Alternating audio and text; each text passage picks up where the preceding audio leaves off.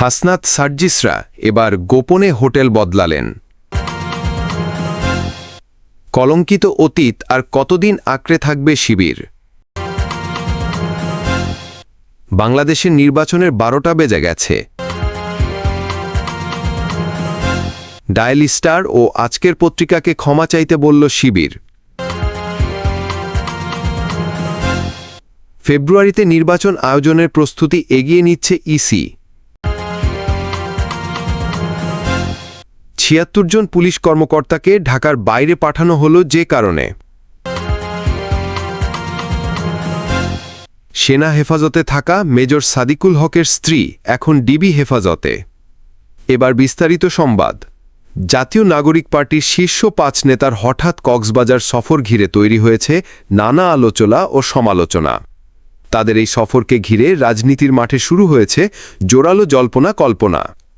কোনো পূর্ব ঘোষণা ছাড়াই কক্সবাজারে আগমন, বিলাসবহুল রিসোর্টে ওঠা, পরদিন আকস্মিক হোটেল পরিবর্তন, এসব ঘটনা ঘিরে চারপাশে উঠেছে গুঞ্জনের ঝড়। এরই মধ্যে বুধবার ৬ আগস্ট দুপুর ১:৩০টার দিকে একটি সাদা ভিআইপি গাড়িতে হোটেল সি পার্ল ত্যাগ করেন তারা। পরে কলাতলির শালিক রেস্টুরেন্টে মধ্যাহ্নভোজ শেষে বিকেল ৩টার দিকে গোপনে চলে যান শহরের অভিজাত হোটেল প্রাসাদ প্যারাডাইসে। এই আকস্মিক হোটেল পরিবর্তন নজর এড়ায়নি প্রশাসন ও রাজনৈতিক মহলের। এর আগে মঙ্গলবার ৫ আগস্ট হঠাৎ করেই কক্সবাজারে পা রাখেন এনসিপির শীর্ষ ৫ নেতা, যার পরপরই শুরু হয় নানা গুঞ্জন। গুঞ্জন ছিল তারা যুক্তরাষ্ট্রের সাবেক রাষ্ট্রদূত পিটার হাসের সঙ্গে সাক্ষাৎ করেছেন। তবে হোটেল কর্তৃপক্ষ ও আইনশৃঙ্খলা বাহিনী বিষয়টি অস্বীকার করেছে। কক্সবাজার জেলা পুলিশের এক কর্মকর্তা জানান, মঙ্গলবার বেলা 11টা 25 বাংলাদেশ বিমানের একটি ফ্লাইটে কক্সবাজার পৌঁছান এনসিপি নেতারা। পরে ইনানির সি পার্ল বিচ রিসোর্ট ৫০০১, ৫০০২ এবং ৫০০৩ নম্বর কক্ষে অবস্থান নেন তারা। এই ৫ নেতার মধ্যে ছিলেন হাসনাত আবদুল্লাহ, সার্জিস আলম, ডাক্তার তাসমিন জারা, নাসিরুদ্দিন পাটোয়ারি এবং খালেদ সাইফুল্লাহ। তারা ভিআইপি লাউঞ্জ ব্যবহার না করে সাধারণ যাত্রীদের গেট দিয়ে বের হন। সূত্র বলছে, সার্জিস আলমের স্ত্রীও ছিলেন তাদের সফরসঙ্গী হিসেবে। গাড়িচালক নুরুল আমিন জানান, তার গাড়িতে করে হোটেল সি পার্লে যান হাসনাত আবদুল্লাহ, সার্জিস আলম, নাসিরুদ্দিন পাটোয়ারি, সার্জিস আলমের স্ত্রী এবং দলের সমন্বয়কারী তাসনিম জারা। তাদের যাত্রায় ব্যবহৃত গাড়িটি পূর্ব নির্ধারিতভাবে ভাড়া করা ছিল না। বিমানবন্দর থেকে সরাসরি হোটেলেই চলে যান তারা। স্থানীয় বাসিন্দারা জানিয়েছেন, সি পার্ল রিসোর্ট এলাকায় মঙ্গলবার থেকেই আইনশৃঙ্খলা বাহিনীর উপস্থিতি লক্ষ্য করা গেছে। বুধবার দুপুর ১:৩০টার পর তারা ওই এলাকা ত্যাগ করেন। কক্সবাজার বিমানবন্দরের এক কর্মকর্তা জানিয়েছেন, এনসিপির ৫ নেতার কারো নামে সেদিন কোনো বুকিং ছিল না। এদিকে গণ অভ্যুত্থান দিবসে বিনা নোটিশে কক্সবাজার সফর করায় দলের পক্ষ থেকে হাসনাত, সার্জিস সহ ৫ নেতাকে কারণ দর্শানোর নোটিশ পাঠানো হয়েছে। দলের যুগ্ম সদস্য সচিব দফতর সালেহুদ্দিন সিফাত এক বিজ্ঞপ্তির মাধ্যমে এই ৫ নেতাকে আগামী ২৪ ঘণ্টার মধ্যে আহ্বায়ক মোহাম্মদ নাহিদ ইসলাম এবং সদস্য সচিব আক্তার হোসেনের কাছে সশরীরে উপস্থিত হয়ে লিখিত ব্যাখ্যা দিতে বলা হয়েছে। এবার কলঙ্কিত অতীত আর কতদিন আঁকড়ে থাকবে শিবির। জুলাই গণ অভ্যুত্থানের ১ বছর পূর্তিতে নির্বাচনের সময় ঘোষণা ঘিরে তখন ছিল দেশজুড়ে উৎসবের আমেজ। ঠিক সেই সময়টাই ঢাকা বিশ্ববিদ্যালয় ক্যাম্পাসে ইসলামী ছাত্র শিবির আয়োজন করেছিল একটি প্রদর্শনীর, যেটা নিয়ে সমালোচনার ঝড় ওঠার আগেই তারা গুটিয়ে নেয় সেই প্রদর্শনী। বলা চলে এটি ছিল বাংলাদেশের মুক্তিযুদ্ধকে খাটো করে দেখানোর ধারাবাহিক প্রচেষ্টার আরেকটি কিস্তি। বাংলাদেশ জামায়াতে ইসলামীর ছাত্র সংগঠনটির ক্যাডাররা যেন পরীক্ষা করে দেখতে চেয়েছে তারা কতদূর যেতে পারে, কতদূর অপমান করতে পারে মুক্তিযুদ্ধের চেতনাকে। ঢাকা বিশ্ববিদ্যালয়ের প্রাণকেন্দ্র টিএসসিতে আয়োজিত সেই প্রদর্শনীতে তারা মহিমান্বিত করার চেষ্টা করে ৭ জন দণ্ডিত যুদ্ধাপরাধীকে। এই তালিকায় ছিলেন মতিউর রহমান নিজামী এবং আলী হাসান মুজাহিদ, যারা ১৯৭১ সালের ডিসেম্বরের শেষ দিকে বুদ্ধিজীবী হত্যার অন্যতম কুশীলব ছিলেন। এছাড়া তালিকায় আরও ছিলেন সালাউদ্দিন কাদের চৌধুরী, আব্দুল কাদের মোল্লা এবং মোহাম্মদ কামারুজ্জামান, যারা মুক্তিযুদ্ধ দমনে শুধু সক্রিয়ই ছিলেন না, বরং ভয়াবহ সহিংসতার দায়ে দণ্ডিত হয়েছেন। শিবির হয়তো বুঝতে পারছে না তাদের সাবেক নেতাদের যতটা মহিমান্বিত করার চেষ্টা করবে ততটাই তারা ঘৃণিত হয়ে উঠবে গণমানুষের চেতনা থেকে। বিশেষ করে বৈষম্য বিরোধী ছাত্র আন্দোলনের অন্য অংশগুলোর কাছে, যারা মনে করে আওয়ামী লীগ বিরোধিতা আর মুক্তিযুদ্ধ বিরোধিতা কখনোই সমার্থক নয়। প্রতিবার শিবির যখন যুদ্ধাপরাধীদের নিয়ে আবেগ দেখায়, তারা নিজেই প্রমাণ করে দেয় তারা তাদের কলঙ্কিত অতীত ভোলেনি, বরং সেটিকে এখনও বুকে ধারণ করে আছে। শিবিরের পক্ষে যুদ্ধাপরাধী নেতাদের নিরপরাধ ভুক্তভোগী বা শহীদ বানানোর চেষ্টা অব্যাহত থাকবে, এটা অনুমেয়। কিন্তু সবচেয়ে উদ্বেগজনক দিক হল এই ঘটনা ঘটেছে ঢাকা বিশ্ববিদ্যালয় কর্তৃপক্ষের নীরব প্রশ্রয় বা অনুমোদনের মধ্য দিয়ে। প্রশ্ন উঠছে, এই প্রদর্শনীর অনুমোদন যারা দিয়েছেন, যারা চুপ থেকেছেন বা না বোঝার ভান করেছেন, তাদের দায় কোথায়? এখনও পর্যন্ত বিশ্ববিদ্যালয়ে সেই সংশ্লিষ্ট কর্মকর্তা বা কর্তৃপক্ষ বিরুদ্ধে কেউ আঙুল তোলেনি।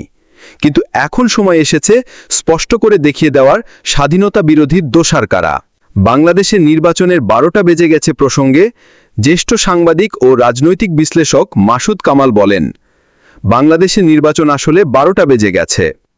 আপনি যে নির্বাচনটা করছেন, ডক্টর ইউনূস বলছেন তিনি ইতিহাসের সর্বশ্রেষ্ঠ নির্বাচন উপহার দেবেন। উনি কিন্তু এই কথাটা সরাসরি উচ্চারণ করেছেন। কি বুঝে বলেছেন সেটা আমি জানি না, উনি ইতিহাস বোঝেন কিনা জানি না, আর সর্বশ্রেষ্ঠ বলতে কি বোঝেন সেটাও আমার জানা নেই।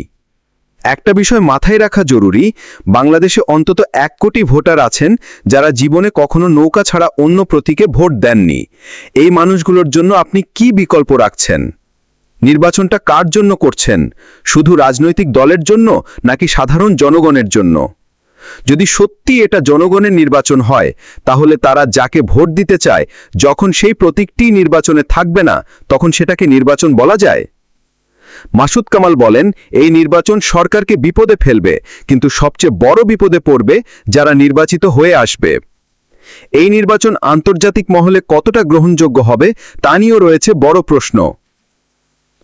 তিনি আরও বলেন, 2014 সালে আওয়ামী লীগ একতরফা নির্বাচন করে ক্ষমতায় এসেছিল। সেই নির্বাচন কি খুব গ্রহণযোগ্য ছিল? তারা নিজেরাও কি সেটা আজ খুব গর্ব করে বলেন? আর এখন ইউনূস সাহেব যে ধরনের নির্বাচন আয়োজন করতে যাচ্ছেন, তার ধারণা তিনি ইতিহাসে সেরা নির্বাচন করবেন, কিন্তু বাস্তবতা একেবারেই ভিন্ন। কার্যক্রম নিষিদ্ধ আওয়ামী লীগকে নির্বাচনে অংশগ্রহণের অনুমতি দিলে বাকি রাজনৈতিক শক্তিগুলো সেটা মানবে কিনা, এই প্রশ্নে মাসুদ কামালের উত্তর, আমি তো আওয়ামী লীগকে নিষিদ্ধ করিনি। এই সিদ্ধান্তের দায় আমার নয়, এই দায় তো ইউনূস সাহেবের। উনি কি করছেন, কেন করছেন, উনিই জানেন। উনি বলেন, নির্বাচনের পর ইউনূস সাহেব যাই বলুন, সারা দুনিয়া কিন্তু নিজের চোখ দিয়ে দেখবে। হিউম্যান রাইটস ওয়াচ ইতিমধ্যে বলেছে, বাংলাদেশে মানবাধিকার পরিস্থিতি আগে যেমন ছিল এখনও তেমনই আছে। ডেইলি স্টার ও আজকের পত্রিকা প্রসঙ্গে জানাচ্ছি, ঢাকা বিশ্ববিদ্যালয় টিএসসি এলাকায় আয়োজিত বাংলাদেশ ইসলামী ছাত্র শিবির ঢাকা বিশ্ববিদ্যালয় শাখার কর্মসূচি নিয়ে দি ডেইলি স্টারের বাংলা ও ইংরেজি সংস্করণ এবং আজকের পত্রিকায় প্রকাশিত প্রতিবেদনকে সম্পূর্ণ মিথ্যা, উদ্দেশ্য প্রণোদিত এবং বিভ্রান্তিকর আখ্যা দিয়ে তীব্র প্রতিবাদ ও নিন্দা জানিয়েছে ছাত্র শিবির। 6 আগস্ট একটি ফরমাল প্রতিবাদ লিপিতে ছাত্র শিবিরের পক্ষ থেকে জানানো হয়, ছাত্র শিবির 36 জুলাই আমরা থামব না শীর্ষক কর্মসূচি আয়োজনের জন্য তারা বিশ্ববিদ্যালয় প্রশাসনের কাছ থেকে লিখিত অনুমতি গ্রহণ করেছে। তারা দাবি করে, অনুষ্ঠান চলাকালীন বিশ্ববিদ্যালয় প্রশাসনের পক্ষ থেকে কিছু অনুরোধ জানানো হলে বিশ্ববিদ্যালয় সার্বিক শান্তি এবং শৃঙ্খলা বজায় রাখার স্বার্থে তারা সেই অনুরোধ যথাযথভাবে অনুসরণ করেছে। প্রতিবাদ লিপিতে শিবির আরও উল্লেখ করে, প্রক্টর অফিস বা প্রশাসনের পক্ষ থেকে তাদের কার্যক্রম স্থগিত করার বিষয়ে কোনো লিখিত বা আনুষ্ঠানিক নির্দেশনা দেয়া হয়নি, ফলে নিষেধাজ্ঞা অমান্য করার অভিযোগ ভিত্তিহীন। শিবির দাবি করে, প্রকাশিত এসব প্রতিবেদন ছিল মিথ্যা ও পক্ষপাতদুষ্ট, যার মাধ্যমে একটি স্বনামধন্য ছাত্র সংগঠনের সুনাম ক্ষুণ্ণ করা হয়েছে এবং সাংবাদিকতার নৈতিকতা লঙ্ঘন করা হয়েছে। তারা আশাবাদী, দি ডেইলি স্টার ও আজকের পত্রিকা কর্তৃপক্ষ এই বিষয়ে একটি স্বাধীন তদন্ত পরিচালনা করে প্রকৃত তথ্য তুলে ধরবে এবং প্রকাশিত সংবাদ প্রত্যাহার করে যথাযথভাবে দুঃখ প্রকাশ করবে। ফেব্রুয়ারিতে নির্বাচন আয়োজনের প্রস্তুতি এগিয়ে নিচ্ছে ইসি। প্রধান নির্বাচন কমিশনার সিইসি এএমএম নাসিরউদ্দিন জানিয়েছেন, নির্বাচন কমিশন ইসি আগামী ফেব্রুয়ারিতে নির্বাচন আয়োজনের প্রস্তুতি জোরসোরে এগিয়ে নিচ্ছে। আজ বুধবার রাজধানীর নির্বাচন ভবনে সাংবাদিকদের সঙ্গে আলাপ করে সিইসি বলেন, প্রধান উপদেষ্টা গতকাল ঘোষণা দিয়েছেন রমজানের আগেই অর্থাৎ ফেব্রুয়ারির প্রথম দিকে নির্বাচন করার জন্য তিনি আমাদের চিঠি দেবেন। আমরা আশা করছি দ্রুতই সেই চিঠি পেয়ে যাব। সিইসি আরও বলেন, আমরা অনেক আগে থেকেই প্রস্তুতি নিচ্ছি, নানান চ্যালেঞ্জ থাকা সত্ত্বেও প্রস্তুতিতে কোনো ঘাটতি থাকবে না। তিনি জানান, বর্তমানে ভোটার তালিকা চূড়ান্ত করার কাজ চলছে, বিশেষ করে যারা ডিসেম্বরের মধ্যে 18 বছর পূর্ণ করবে তাদের অন্তর্ভুক্ত করতে আইন সংশোধন করা হয়েছে। ভোটার রেজিস্ট্রেশন, প্রশিক্ষণ এবং প্রয়োজনীয় সরঞ্জাম ক্রয় সহ প্রধান প্রস্তুতিমূলক কার্যক্রম সেপ্টেম্বরের মধ্যেই শেষ করার লক্ষ্যে কাজ চলছে। সিইসি জানান, নির্বাচনের রোডম্যাপ তৈরি ও তফসিল ঘোষণার প্রস্তুতি চলছে। তফসিল ডিসেম্বরের শুরুতেই ঘোষণা করা হতে পারে। রোডম্যাপ ধাপে ধাপে প্রকাশ করা হবে। এই পরিকল্পনার অংশ হিসেবে রাজনৈতিক দল, সিভিল সোসাইটি, মিডিয়া ও অন্যান্য স্টেকহোল্ডারদের সঙ্গে আলোচনা চলবে পুরো 1 মাস ব্যাপী। মিডিয়া আমাদের অন্যতম বড় স্টেকহোল্ডার। আমরা চাই আপনারা আমাদের সঙ্গে থেকে নির্বাচনকে আরও স্বচ্ছ করতে ভূমিকা রাখুন। সাংবাদিকদের ভূমিকা নিয়ে সিইসি স্পষ্ট বলেন, আমরা সাংবাদিকদের শত্রু নই, বরং সহযোগী হিসেবেই দেখি। কেন্দ্রে প্রবেশ বা রিপোর্টিং সংক্রান্ত নীতিমালায় প্রয়োজন হলে সংশোধনের চিন্তাভাবনা চলছে। আমরা চাই পুরো নির্বাচন প্রক্রিয়া নিয়েই আপনাদের সঙ্গে খোলামেলা আলোচনা হোক। সীমানা পুনর্নির্ধারণ প্রসঙ্গে সিইসি জানান, এরই মধ্যে একটি খসড়া প্রকাশ করা হয়েছে। আপত্তি ও শুনানি শেষে বৈজ্ঞানিক ও নিরপেক্ষভাবে সমন্বয় করা হবে। নতুন রাজনৈতিক দলগুলোর নিবন্ধন নিয়েও কাজ চলছে। ডকুমেন্ট যাচাই, স্ক্রুটিনি ও আপত্তি গ্রহণের পর চূড়ান্ত সিদ্ধান্ত নেওয়া হবে। এই প্রক্রিয়া সেপ্টেম্বরের মধ্যেই শেষ করার লক্ষ্য রয়েছে বলে জানান সিইসি নাসির উদ্দিন। 11 ডিআইজি সহ 76 ওএসডি পুলিশ কর্মকর্তাকে ঢাকার বাইরে পাঠানো হলো যে কারণে প্রসঙ্গে 76 জন পুলিশ কর্মকর্তা যারা এতদিন ছিলেন ওএসডি, এবার তাদের হঠাৎ করে দেশের বিভিন্ন জায়গায় সংযুক্ত করা হলো কেন? জানা গেছে, ঢাকায় ওএসডি থাকা অবস্থায় তারা প্রায়ই বৈঠক পড়তেন, সরকার বিরোধী আলোচনাও করতেন, এমন অভিযোগ এসেছে। কেউ কেউ নাকি গোপন নথি পাচারেও জড়িত ছিলেন। তাই সরকার সিদ্ধান্ত নিয়েছে এই দলবদ্ধতাকে ভেঙে দিতে হবে। তবে প্রশ্ন উঠেছে, যারা পলাতক তাদেরও কেন সংযুক্ত করা হলো? আসলে প্রশাসনের ভিতরেও তালিকা বিভ্রাট রয়েছে। প্রশাসনিক সিদ্ধান্তের পেছনের কারণগুলো জানুন, বুঝুন, সচেতন থাকুন।